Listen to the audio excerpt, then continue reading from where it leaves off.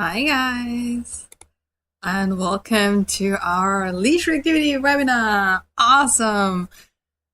First of all, kudos to every single one of you who watches this, either live or in the replay. Doesn't matter, you decided you want to help your dog, and that is awesome. So, pat yourself on the shoulder or on the back or whatever you want to pat yourself. It's really awesome. And I would love for you to tell me where you're from, what your dog's name is, how long you've been dealing with the issue. So how long has your dog been reactive? Did your dog come to you already reactive, or did that develop? Tell me whatever you want. I would love to read whatever you want to share. So to get started, that's me. You can see me on the little head talking during this presentation. And I've been a professional dog trainer since 2018. And who actually got me to that point was Sammy, my first dog. You see him in this very, very cute little picture of him. He is a small dog with a lot of special effects. Or at least he was. Now he is awesome. He was at the beginning, but it was difficult. He, at first, was a normal dog for about 2 weeks. And we all know the 2-week rule, 2 or 3 weeks with a rescue dog. It's really typical. And for him, after 2 weeks, he was going insane whenever we saw another dog. So he was lunging, barking, growling, turning in circles, running around me. He was embarrassing me so badly because, let's be honest, other people can be really unfriendly. And I got really hurtful comments. I didn't want to go out for walks anymore. I was done. I was really... Yeah.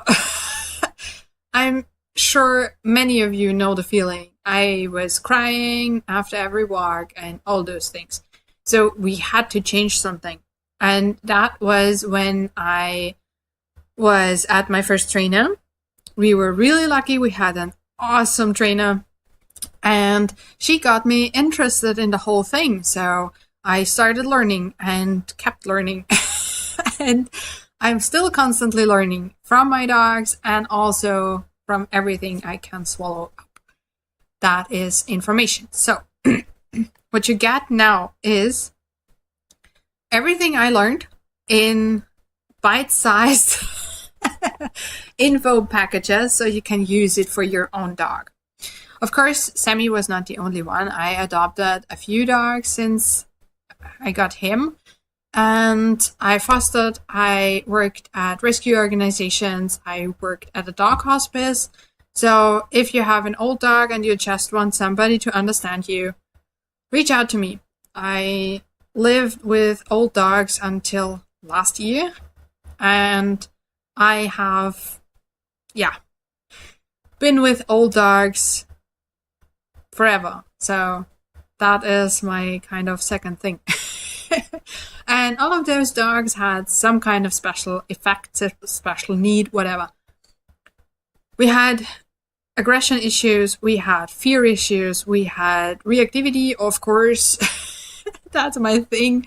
And I love training reactivity. It's annoying when you're in it, but the results we can get and the changes we can see are so awesome. And I want you to really know that you can make really, really amazing progress. And that's what we're going to talk about today as well. If I do not see your chat message, I will check regularly and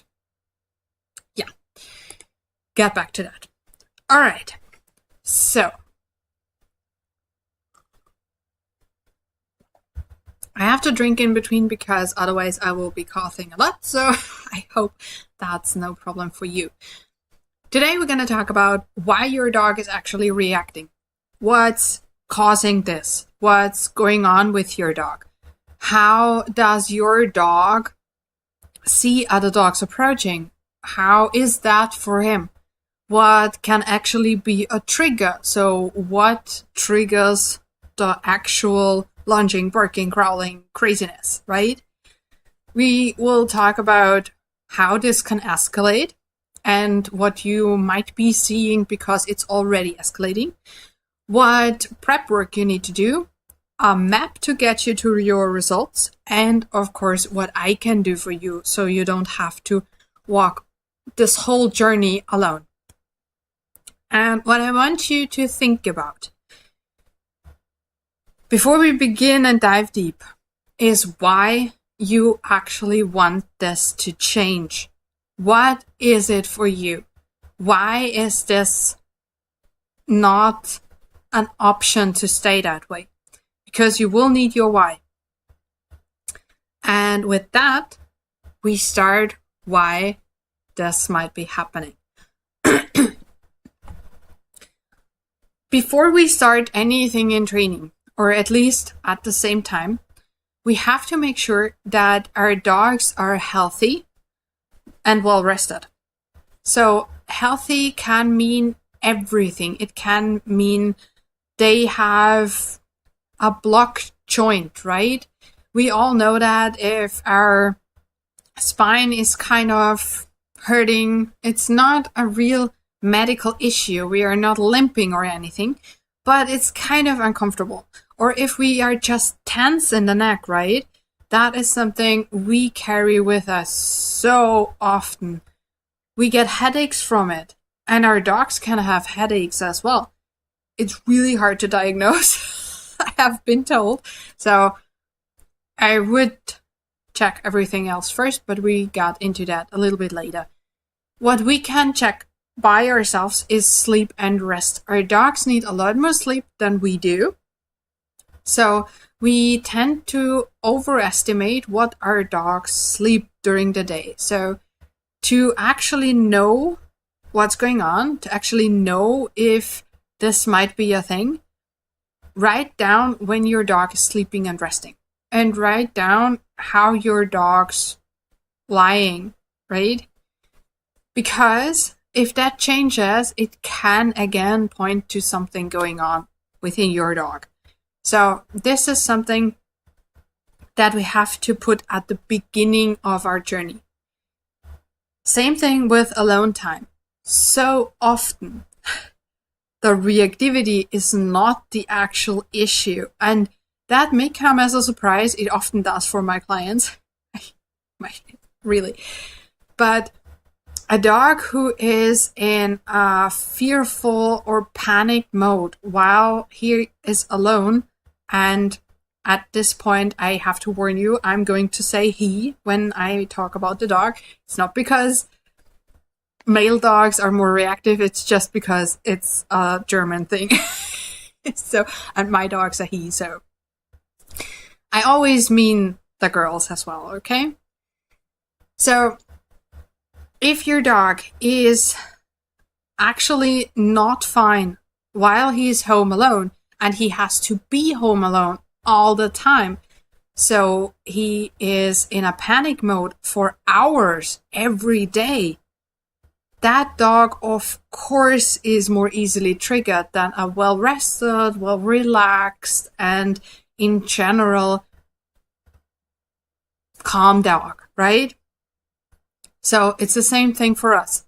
If we have a really crappy day and we spilled our coffee and the car didn't start and we have a traffic jam and a truck before us, so everything goes really slowly when we have an appointment and we have to be on time and everything's very stressful, and then people, I don't know, cut in traffic, we might react differently than if we are really completely relaxed and on a trip to some awesome vacation destiny, right?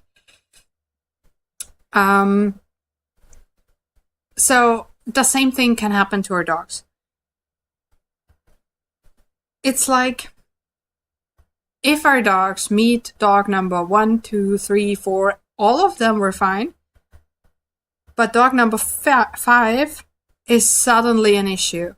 It's the same thing. It's just tension building up until our dogs can no longer control themselves and then they explode. And tension can build up with all these things. Of course, a big one, training methods. And it doesn't even have to be in the situation. It doesn't have to be the training you do for the leash reactivity. It can be the training you do for basic obedience or agility or whatever. Whenever you put pressure on your dog and at the same time on your relationship with each other, it builds tension. And sometimes that tension needs somewhere to go. And that's toward another dog. And of course, the typical thing, the classic thing, bad or missing experiences. Of course, if our dogs have a bad experience with another dog, they get bitten or really scared. Like my Sammy, he was chased by other dogs. And that happened multiple times. And every time it happened, he made really bad experiences without being hurt or anything. It was just horrible for him. He was really scared. And even though he was physically fine, he connected those really bad emotions with every other dog. So that is, I hope, easily understandable. Missing experiences though, and that happens more often, to be honest, it's just what happens when socialization wasn't that thorough, or if socialization was just a little one-sided. So for example, if we have a German Shepherd and that German Shepherd puppy in his life only met other German Shepherds. The first time that German Shepherd puppy meets a bulldog, the German Shepherd puppy might get a little fearful because that bulldog looks nothing like the dogs the German Shepherd had known until then, right? It's suddenly very wrinkly and very muscular and walks funny and looks funny, right? I mean, yeah. A bulldog and a German Shepherd look nothing alike. And that can trigger emotions. So we have to do an assessment at the beginning. We have to find out what it is for your dog to be able to go at the whole thing in a holistic way. That is super important if we want sustainable results. If we want a quick fix, we don't need that. But a quick fix, most of the time it backfires really badly.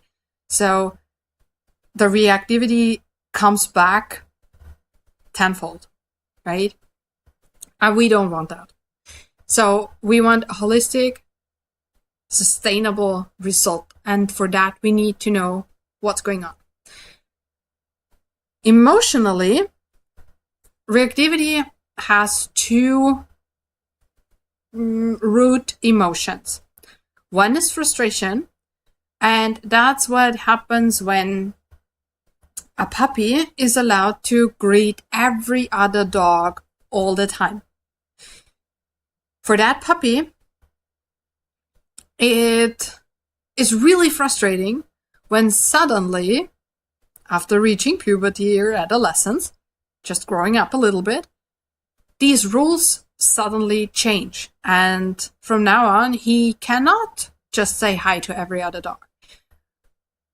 He will not understand that. And that's when frustration becomes an issue. Same with fear. Fear can be, again, the missing experiences. So your dog just has no idea what's going on. It can also mean that your dog's actually fine with every other dog off leash. But on leash, that's a situation your dog has never had any experiences with because your dog's from the streets somewhere. Like, I don't know if that's a thing in your country. Put it in the comments, put it in the chat. I'd love to know. In my country, it's kind of common, it happens, that street dogs get rescued from countries next to ours and adopted into our country to have a better life because the street dogs are in danger in the other countries. It's a whole thing. It happens. And those dogs are mostly fine with other dogs, but they have no idea what they are supposed to do on leash. So they have no strategies. They don't know how to handle the situation. They don't know how to feel better about it.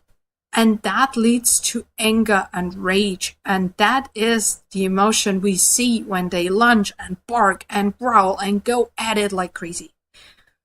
So at first we had frustration and fear, and that built up to anger and rage. And that's what we see. What often is, the dogs are labeled as dominant or protective, right? And that's sometimes people even want that. They want their dogs to guard them. And I think we have to put into perspective what these things actually mean. Dominance is not a character trait. A dog cannot be dominant. That is not possible. A dog can show dominance behavior, and that's pretty much resource guarding. So one dog might be dominant over another when he's guarding the bone. It's more important to the one dog guarding it than to the other. So that dog is keeping that resource, and to keep that resource, he shows growling or staring or all those things. All right? So we can forget the whole dominance thing. All right? The protection thing is also resource guarding. It's funny how those two kind of interconnect. And it's resource guarding a human. Certain breeds are prone to do that more than others, and those are the breeds that have been selected over the years for protection work, like in the military or in the police or even for sports, right? So the shepherds are one of them, guard dogs like Cane Corso and a Rottweiler. Those breeds tend to be more protective than others, but not all of the dogs see the human as a very high value resource worth guarding. Some dogs do, some dogs do not. So yes, there is a predisposition with breed, but we always have to look at the individual, at your dog in particular. Also, resource guarding is a natural thing. So we humans do it too. We build fences, right? We build fences around our houses so other people cannot just walk on our property. And we do that because, first, we don't want to be disturbed. We don't want other people bothering us, but also because we don't want other people to take stuff away from us. And that is an insecurity component. It's the same thing for our dogs. If our dogs are completely sure that nobody will take anything from them, they would not have to guard it. But since they guard it, they are a little bit insecure about this thing. All right. And then there are discussions about being the alpha as a human, or a dog is an alpha in a group of dogs. First of all, there are no hierarchies between two species. So a human and a dog don't have a hierarchy. They don't have an alpha. And dogs are completely dependent on us. They can do nothing without us. It's different in other countries where the dogs have more freedom, but in our societies where we walk our dogs on leashes and we have fences and we have the dogs in our homes and things like that, which is awesome. Don't get me wrong, I love my dog and I love living with my dog. But, I mean, the dogs can't even go poop without us. Not to mention getting food or water or anything, right? And we restrict them a lot. Anywho, we definitely don't have to worry about our dogs overpowering us or anything, right?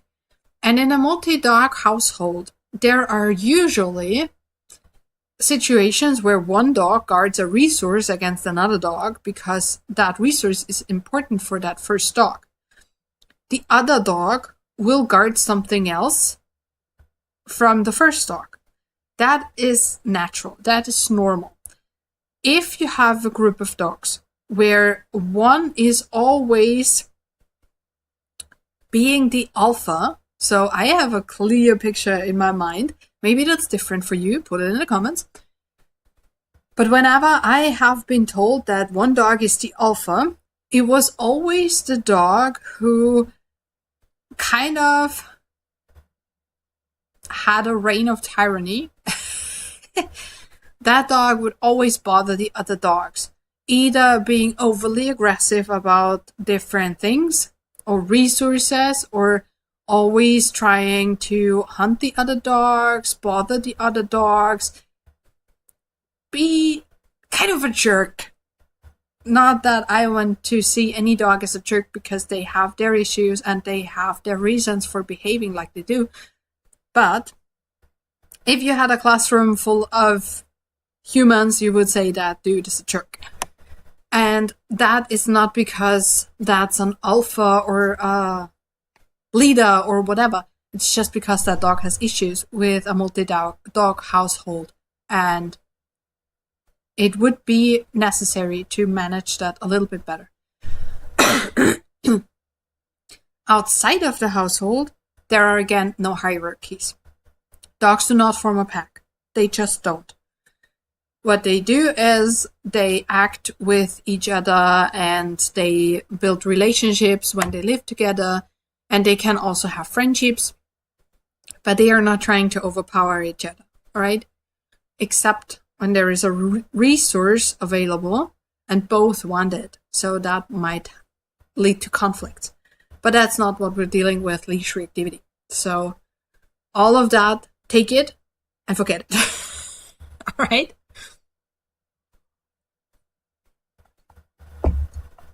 So let me check for questions for a moment. Nope. All right. If you have any questions, put them in the chat. If I don't see them, I will check regularly. All right. Let's see experiences, because this is such a huge part of the leash reactivity thing, right? And the most common thing when we have a young dog who's leash reactive is a typical puppy class. What I mean by that is a puppy class where a lot of puppies are trained the basic obedience thing. Tell me in the comments if that is a thing in your country. It is definitely in mine. So the puppies, it's changing, but for a very long time, it was always the same. Every puppy class was the same. There were the same exercises that every puppy learned, and they have been out of date a long time. But what happens at these puppy classes is the puppies arrive, they go into a fenced-in area, then the leashes get taken off, and the puppies can play. So what they connect is, whenever I see another dog, there is an awesome party going on. Not with the human, that one's completely unimportant and forgotten. The one to play with and to interact and to have fun with is the other puppy.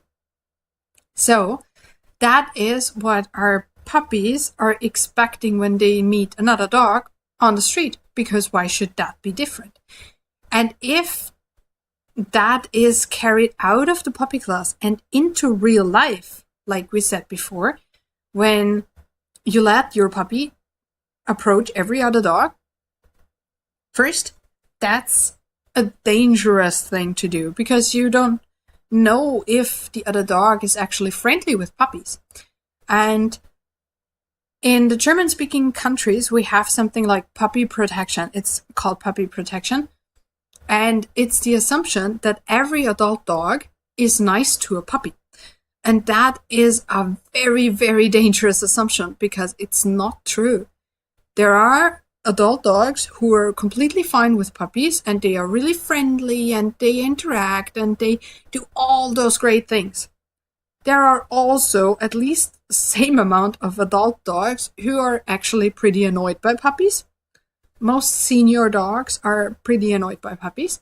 And then there are dogs who may be a little insecure by themselves or even completely incompatible with other dogs. And they can actually show aggression towards other dogs. And that's when it gets dangerous, right? So if that's a thing where you live, forget it. It's not true, right? So we have, on one hand, the expectation every other dog is awesome and I want to get there. Then we have overwhelming experiences. So a puppy who gets bullied in puppy class, for example, happens sometimes. We have sometimes fearful puppies, and if the puppy class isn't managed really, really well, it can happen that that fearful puppy gets chased by the other ones or is just fearful. And being fearful in the situation and not getting any kind of social support, maybe because the owner doesn't see it, or maybe because the trainer is forbidding the owner to give social support. That's also a thing here, and it's horrible. So when that happens, the situation is overwhelming at least, right? And it can also happen that if you get a rescue dog who couldn't make that many experiences on leash, the situation becomes overwhelming by itself, and we will look at how this situation looks from the dog's point of view in just 2 slides. And that can generalize. It can generalize to different situations. We will get to that later as well. And there are dogs who are overwhelmed by the outside in general. Those are mainly fearful dogs, and Sammy was kind of one of them. So he was afraid of wind, insects, grass, other dogs, people, especially children, and we lived next to school. Awesome. And all those things. So if you try to avoid insects in summertime, it's difficult. All right. But all of these things made him tense when he got outside. So seeing another dog was just the topping, right? It was just the icing of the cupcake. It was too much. The human can provide bad experiences. Like if you always yell at your dog because he wants to get to the other dog and the leash is tense or something like that. Or it can even happen that you are awesome with your dog, but the other owner is not. And our dogs are very perceptive, so they see what's going on.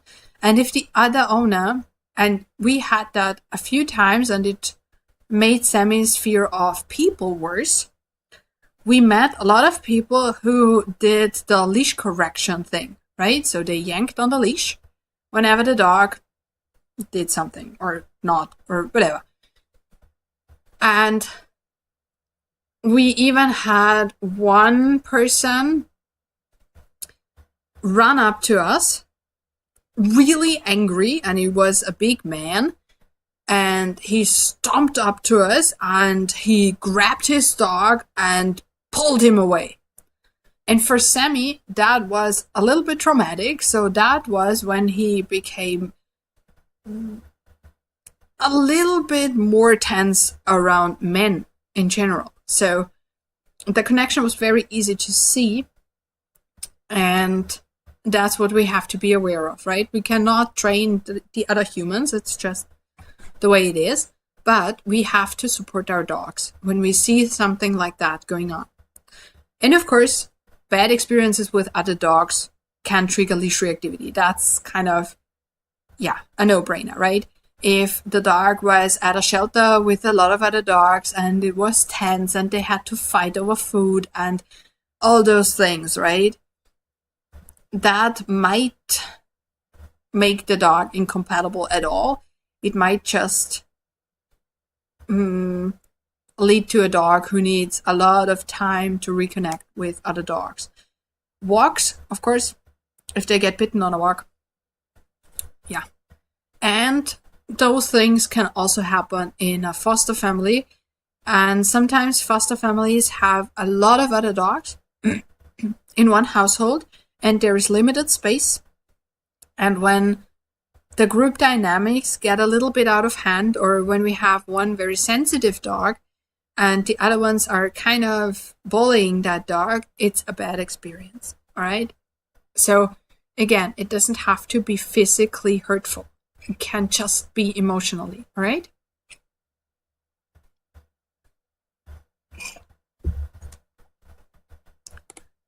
So, all right. I don't have any questions. Now let's move on. Now that we have found out what our dog's reasons for behaving like that are, we have to know what the triggers are in the situation. So what triggers the actual lunging, barking, growling, even turning around, snapping at you, things like that. And very often it's sounds. And almost all my leash reactivity clients have some kind of reaction to the sounds of a flexi leash. So flexi leash, those retractable things, they have this stop button thingy, and that sound is very often triggering. Also, these the sound when the flexi leash goes out and in, and the sound the leash itself makes, that's also very often triggering, as well as dog tags, of course, nails on concrete, and things that sound like nails on concrete. It can also be a woman's stilettos, right? Barking, of course, that's a thing. And all those sounds can very easily generalize to sounds that are kind of similar. Visual stimuli as well. So we often have dogs who are dog reactive, so they lunge and bark and growl whenever they see another dog. But after some time, we see that develop into something new, and they start to react at trolleys, for example, or buggies, things like that, or suitcases on the roads, right? So things that look remotely like another dog in the distance. And that's how this can develop, right? It can be smells. We're kind of screwed if it smells, because we can never know, right? We can only see our dog's reaction. When your dog smells somewhere and you see some kind of reaction, then you can know, okay, this might be because it smells of other dogs. It can be the location. So that often happens when the dog had a bad experience. So for example, like my Sammy was chased by this other dog. It was a yellow lab. The first one that chased him was a collie. The second one was a yellow lab. And he immediately was very reactive to yellow labs, and he was very tense whenever we walked in that area where it happened. And it doesn't have to be a trigger there. it can just be the location, right? Because they know right here, this bad thing happened. And it's the same thing for us. If we get startled really badly, I don't want to trigger anything, so I'm just taking this example. In a parking garage, you might be a lot more tense when you walk into a parking garage until you had a lot of repetitions where nothing happened, all right? And of course, bad experiences can always be connected with other things.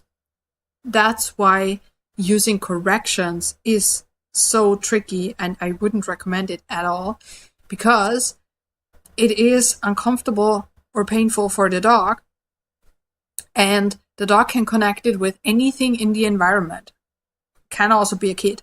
So, for example, if your dog gets chased by another dog and gets really fearful, and before that dog ran up to him, there was a kid on a bike, for example. It can happen that your dog connects a kid on a bike with that bad situation, all right?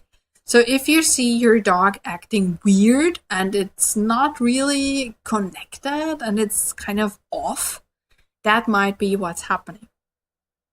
All right, so let's look at how the dog's viewing a situation like that. We are walking on the leash. Our dog sees another dog that comes towards him. Our dog tries to do appeasing behavior, so looking away, licking the lips, lifting a paw, things like that. Walking in a curve, that's polite, but it doesn't work because the dog's on a leash. We humans want to walk straight ahead. It might be a narrow path. It might be just all those things. So it doesn't work. The other dog gets closer.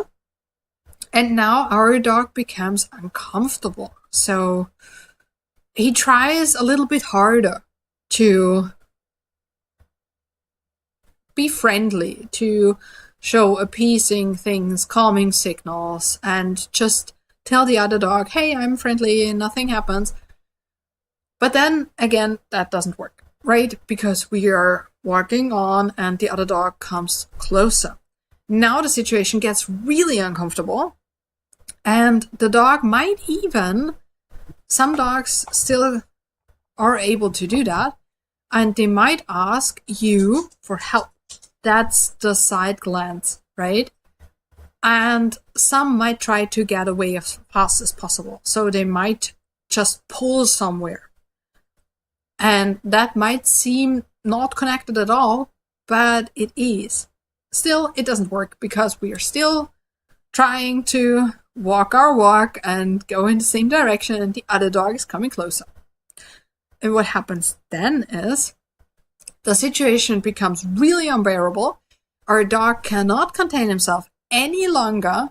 Nothing worked. And now the dog has to yell at the other dog to piss off because it's no longer bearable. And now what happens is that's successful. That works. The other dog walks past. That would have happened anyway, but our dog doesn't know that, right? In our dog's mind, the behavior, the lunging, barking, growling, yelling at the other dog worked because the other dog walked away. And very often, the other dog's owners, with more or less hurtful comments, walk a little bit faster. So that's even more success. And whatever is successful will be shown more often. So any animal, any living creature does whatever is rewarding more often. That's just how things work, right? We are the same way. If we go to work every day and one day we, I don't know, have a really good idea and present it to the boss and we get a raise, we will try to present more ideas. If we get yelled at, we will not do that, right? So this is why leash reactivity becomes more and more and more serious, and our dogs become more sure of themselves while they do that, right? And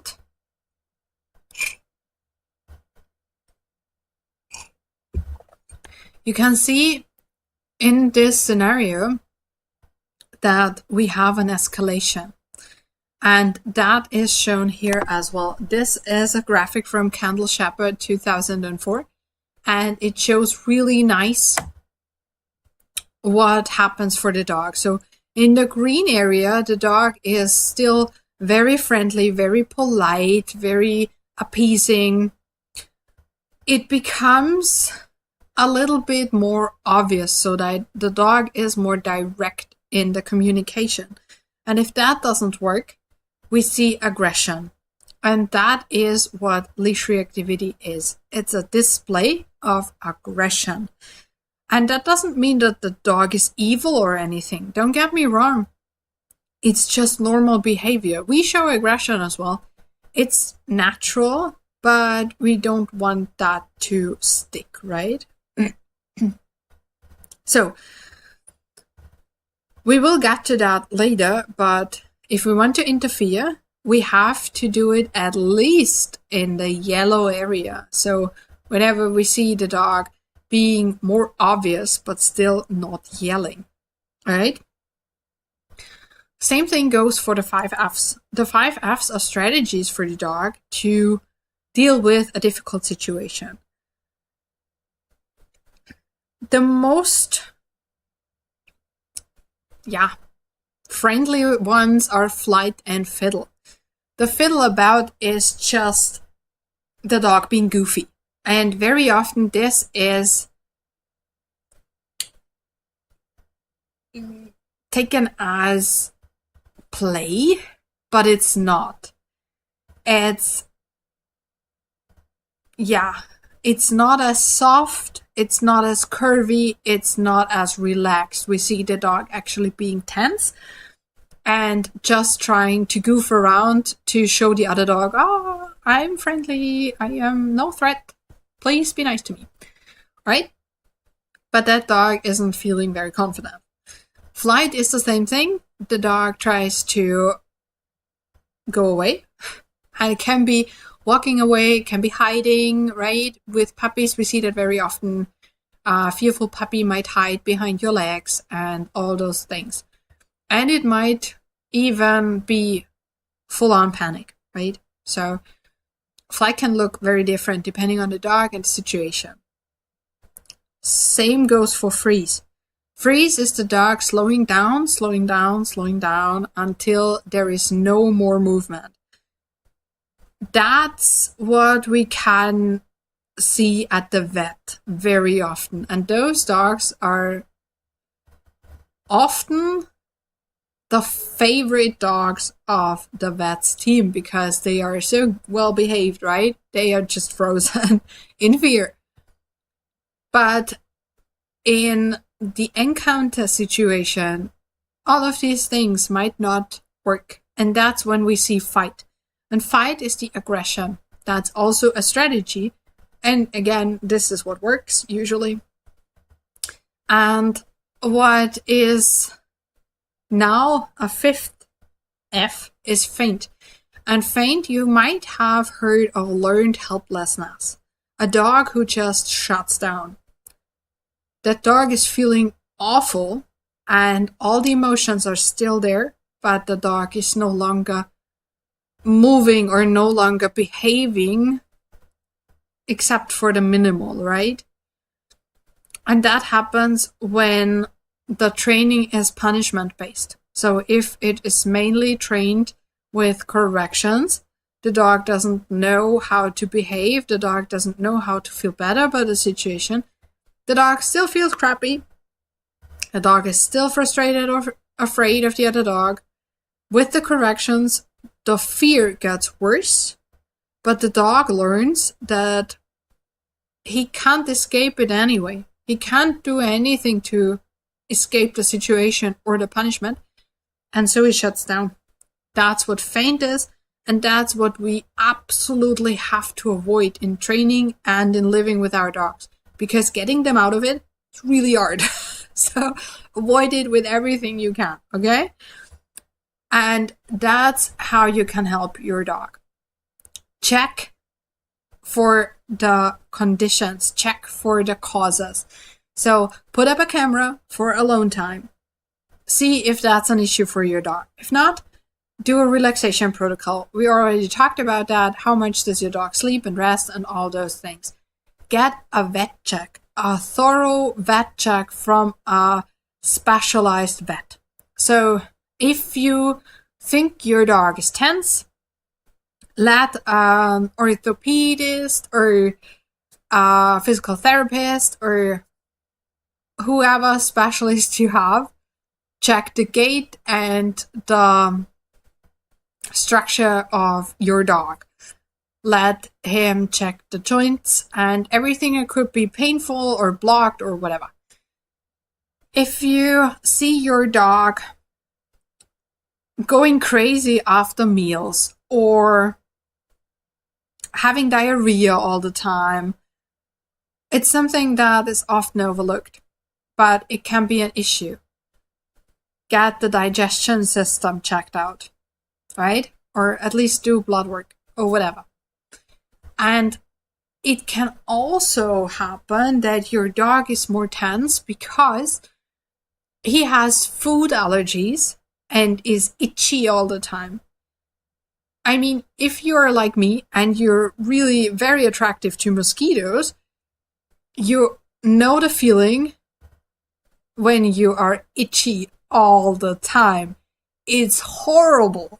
It's almost unbearable, and you get really, really tense and very easily triggered because your nervous system is going crazy. So if you see your dog itching, or if you see your dog constantly having ear infections or full anal glands or some kind of spot somewhere, or the fur is weird or anything like that, let a nutritionist or a specialized vet check for allergies and change the food.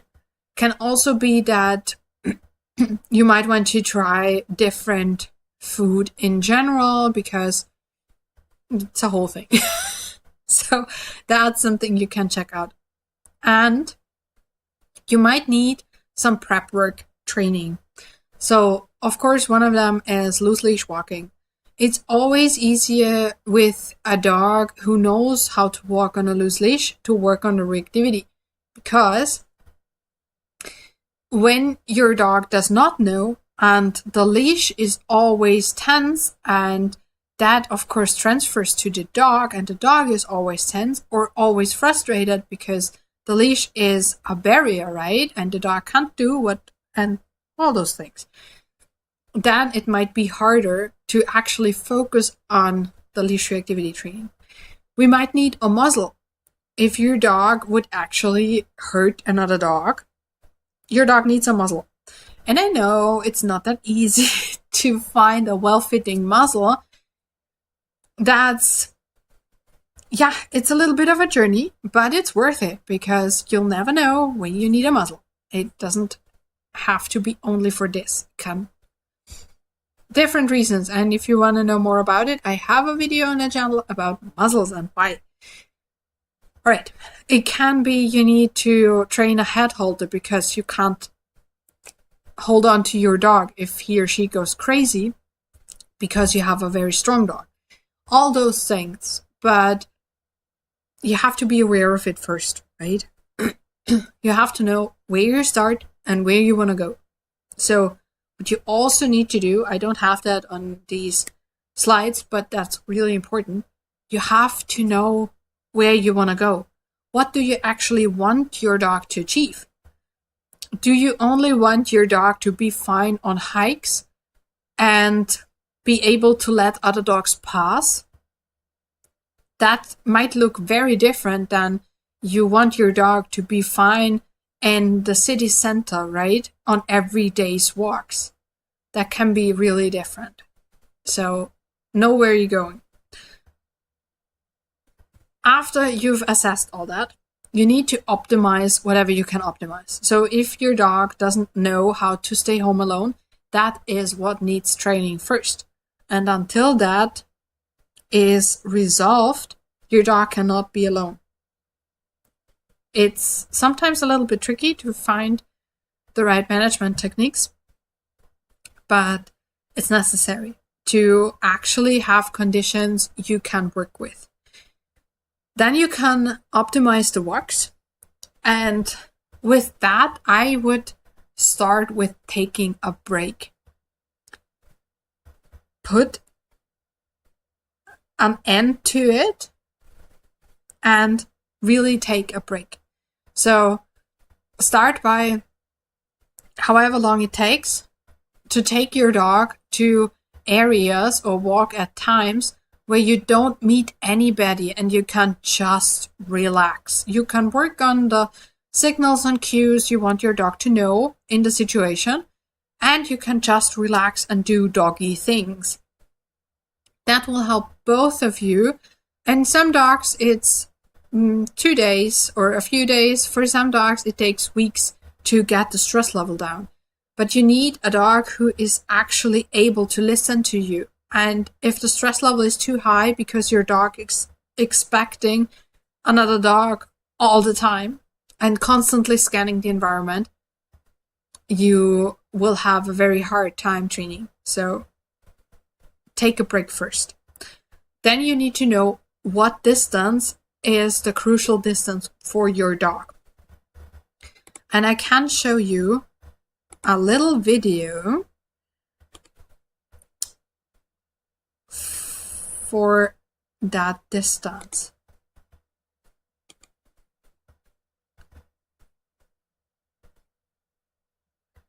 Give me a second.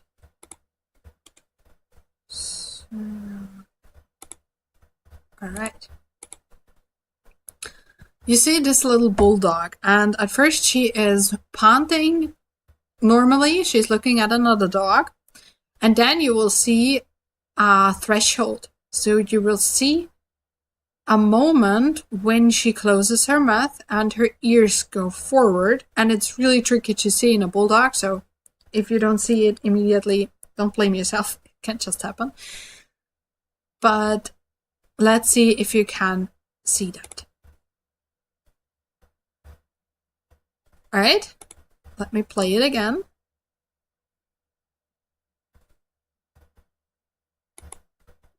Here she's still normal, right? Panting regularly. And then now, right? All right, so this is how fast the things can happen. And every dog looks different, right? It's hard to see in a bulldog, but I had this awesome video of her and she showed that pretty great. So your dog might look different, but you need to find out where your dog's still fine and where your dog is not. And you need to train where your dog's still fine and your dog can listen and do other things. And then you can help your dog outside of the situation. So encourage your dog to watch stuff and to explore and build up rituals that help your dog in day-to-day life. Give your dog the option to decide things. And if it's only, do you want to go left or right? Or do you want this chew thing or this chew thing? Give your dog control over the body and over things that are happening to him. That's a lot of small dogs have this issue. They get just picked up and put somewhere, or they get just held and their nails are trimmed or whatever, and they are completely overwhelmed, but they cannot say no because they are just not listened to, right? So those are things that help the dog improve confidence in general, and that makes training easier. Again, same thing goes for body awareness.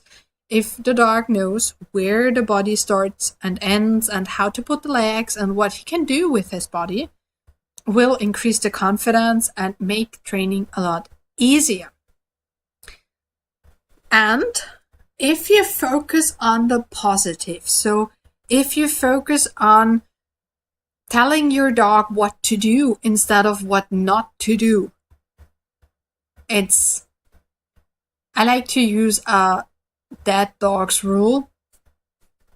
And the dead dogs rule says that only ask things of your dog that a dead dog can't do.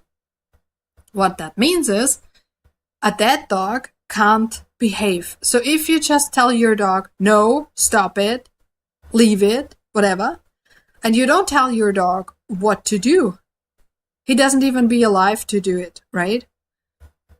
And if you tell your dog what you want, your dog will actually be able to do that. If your dog just hears no, that doesn't bring any information. It's the same thing as if I said to you, don't think about a yellow elephant. What are you thinking about? Right? So focus on a positive, focus on what you want to see, and also focus on what your dog is already awesome at doing, right? And that increases your relationship, and that gets you closer together, and it helps training a lot. And of course, you need to be able to see your dog's stress. Now, the vet behavior team has an awesome chart about stress and these comic dogs. I love this. And there are a few of them, so you can just go to thevetbehaviorteam.com and check out these infographics. They are really good. So you can see stress signals in your dog. And the most obvious are the things we have as well, right? There are worry lines on the forehead and under the eyes and here in the corners of the mouth. You can see your dog kind of having really huge eyes or really small eyes, turning the head away, all these things. You can have ears back, ears forward, tail tucked, all those things. And yeah, things like grinning is something that is kind of tried to bring out in some breeds, like Dalmatians. And it's actually a very, a little bit of a concerning sign. So if you see that, yes, it's cute, but see what's stressing your dog. All right.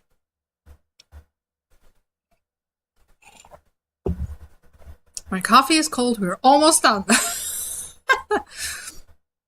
And if you have all of that, right? If you know where you start, you can read your dog like an open book and you know where you're going, you need a map to go there, right? Because if you just have a destination and you start walking without a map, you might never get there, or you will get there, but it takes you way longer than is necessary. With a map, you can get there as fast as possible. And the map includes management. That is the first and really important thing to start. That was the thing with taking a break. So go walk in areas or at times where you don't meet anybody at first, until your dog has learned whatever your dog needs to learn. So the alternatives. What do you want your dog to do? Do you want your dog to look at you whenever he sees another dog and then walk with you in a curve past the other dog? For example, that can be a nice alternative to lunging, barking, growling, going crazy. Then you need to train that before you can use it in a stressful situation, right? You need your dog to be really, really fluent in this new thing, in this new behavior, and with the new rule and things like that, before you can actually use it in the situation you need it. And for that, you need a break, all right? And what you need after that are positive emotions. You need to teach your dog that another dog no longer means stress and fear and frustration and all these negative things. Another dog from now on means awesome things are happening with your human. And that is sometimes the most tricky part, but sometimes not that much. It can be really, really fun training that. And I can show you another short little video. We have a little bit over, but still, I'm going to show you that. So, this is a dog. This is my little dog. But she's seeing the neighbor's dog behind the fence, and the neighbor's dog is always going crazy. So what we do is we change her getting really angry at the other dog into something positive, something fun. All right, let's go.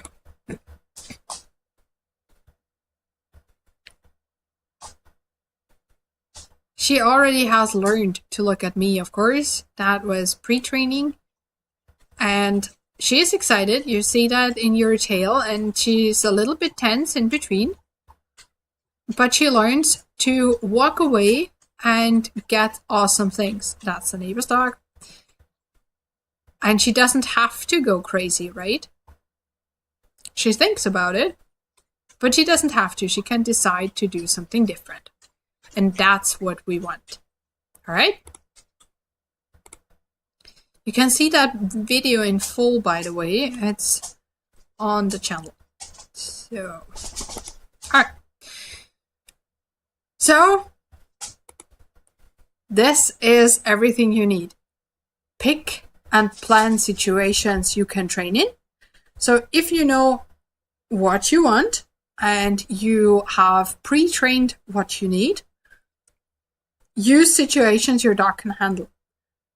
I think it's an awesome idea to work at dog parks, not inside the dog park, but outside, because you can pick the distance you need, right? And these situations should be easy to handle for your dog. You should be able to pick the distance you need. And a crucial part is always check yourself too. Because you two are a team, right? You're working together on this. You're in the same boat. So both of you have to feel okay during training.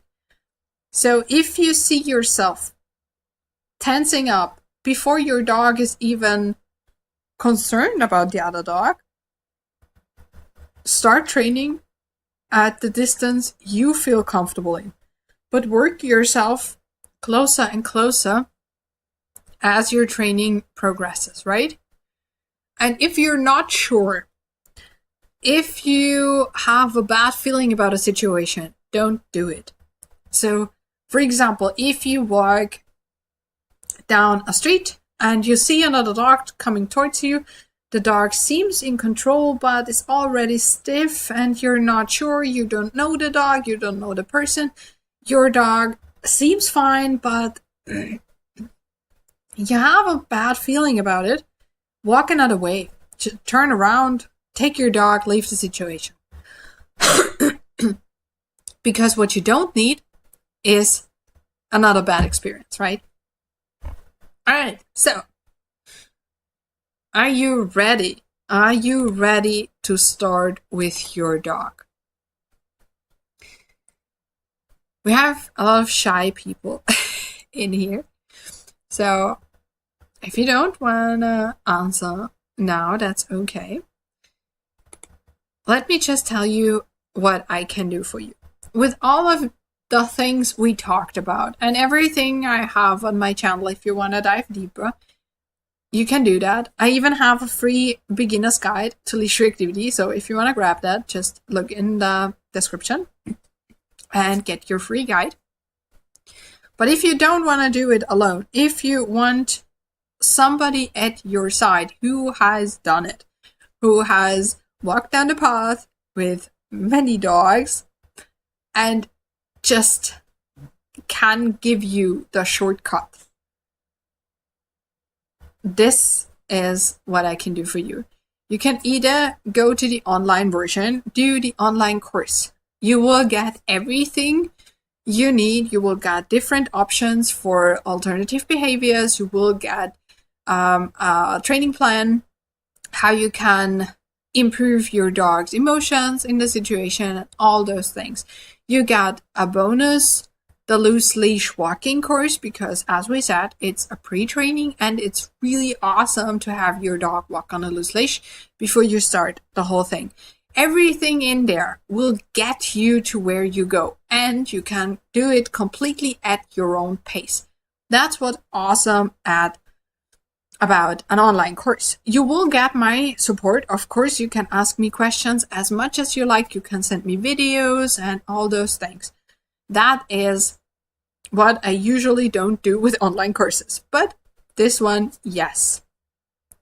Of course, I will not give you, or I will not be able to give you a very individual answer to your questions, because I don't know you and your dog, right? That is what the VIP training is for. So in the VIP training, I will take you by your hand. We can do this in a virtual session, multiple virtual sessions, and we can go the whole way together. We have sessions privately. We have 5 days a week full support via text. So I usually use WhatsApp. It's super easy to use. You can send videos and things like that. We can really find out together what it is for your dog. We can do an assessment together. We can find out what motivates your dog. So what can you use to actually teach your dog what you need? We can see if your goals are reachable, or if this is something that needs a reality check. We can see how we can teach yourself whatever you need. And by the way, you have a human part in the online course as well, because it's super important. You get all the courses. You get everything. You can really feel like a princess. I want to be by your side and guide you through that. You don't have to do it alone. But if you want to do it alone, awesome. Check out the videos, check out the online course, check out whatever you need. And if you're not sure and you feel like this could be it or this could be it, I'm not sure, book a free discovery call. If you want the VIP training, this is the first step anyway. But if you're not sure, I will not try to sell you something you don't need. So grab a free discovery call. You will have the link in the description, and they are available only for Leash Reactivity dogs in February. So if you want to start training, now is your time. And this is when your why comes in. Because if you want to change something, if this is important to you, start today. And it doesn't matter where you start. Start with assessing anything. Really, anything that comes easy to you. Start with that. Or start with a goal. But start today. Depending on how late it is, it's 7 p.m. here, so not much going on anymore. But if it's earlier where you are, start today. All right? And you will need a marker signal for all of that. And you will get a free guide for marker signal as well. You can just grab that at bravedogtrainingonline.com. That's bravedogtrainingonline.com. All one word. All right. Now, last session for questions. Last chance. In my gaming days, we always said last try, and it worked awesome. So, if you have any questions, put them in the chat now. While you do that, don't forget to like the video and subscribe to the channel if you want to know more about leash reactivity. If this helped you in any kind of way, share it with somebody who needs it. It will be a replay. It stays online, at least for now. So if you know anybody struggling with it and you want them to have this as well, send them the link. All right. And now, if you have any questions, put them in the chat. I will wait 2 more minutes because we have a little bit of a lag. And then I will wish you an awesome evening.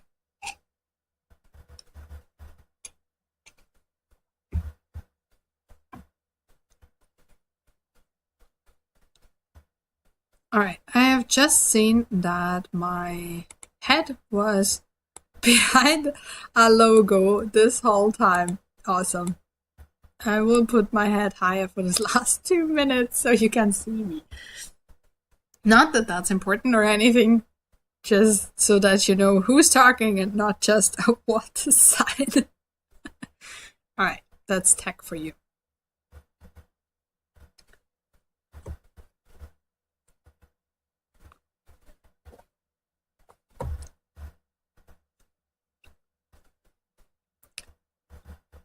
All right.